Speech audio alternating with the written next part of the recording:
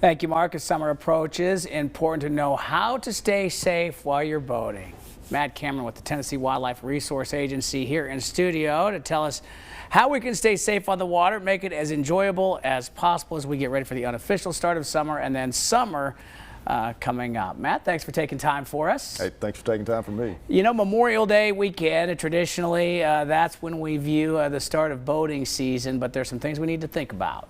Yeah, I think you hit the nail on the head. You know, we want people to have a good time, but we want them to do it safely. You know, we're talking on the break. There's 7 fatalities already this year, and that's 7 fellow Tennesseans that just went out there for a good day on the water that didn't make it home. So we want to prevent those numbers and keep them as low as possible.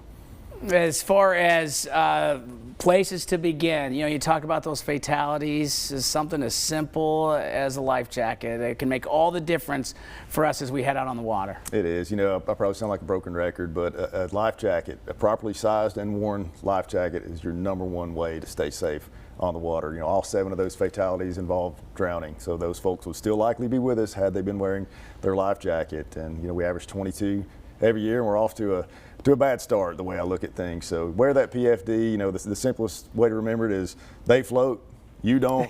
Wear them. I mean, it's that simple. It's just that simple. Some things to be looking, obviously going to be some extra patrols on the water as we get ready to start the summer season. Yes, so on Saturday on Boone Lake, we'll have a boating safety checkpoint set up between the hours of 4 and 6 p.m. in the area of Friday Hollow.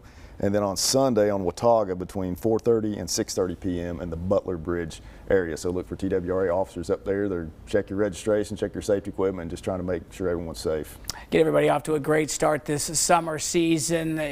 We talk about simple ways to stay safe. It starts with the person driving the boat and some of the things that they need to do to maintain some decorum with their friends out on the lake. Certainly. You know, boating under the influence for whatever reason is socially acceptable, whereas driving under the influence isn't. And we want to see a paradigm shift. We want people to understand that operating a boat under the influence of drugs and alcohol is just as dangerous as operating a motor vehicle. So I'm challenging those would-be drunk operators right now to not be the reason that someone dies in a boating accident this year, because BUI-related offenses and accidents are 100% preventable. I mean, we have the control to not make the poor decision to do that. So please designate a sober operator if you're going to be out there this weekend. And with just a few seconds left, last bit of advice for our boaters as we get ready to hit the lake. So keep a lookout, a proper lookout as well, an extra set of eyes out there, because boats are coming in all directions. It can get crazy, especially on a busy holiday weekend. Matt, thanks for all you do, not only Yes, this weekend but year round, and have a great summer yourself. Yes, Going to be busy out on the lake. Yeah, stay safe. We'll be right back.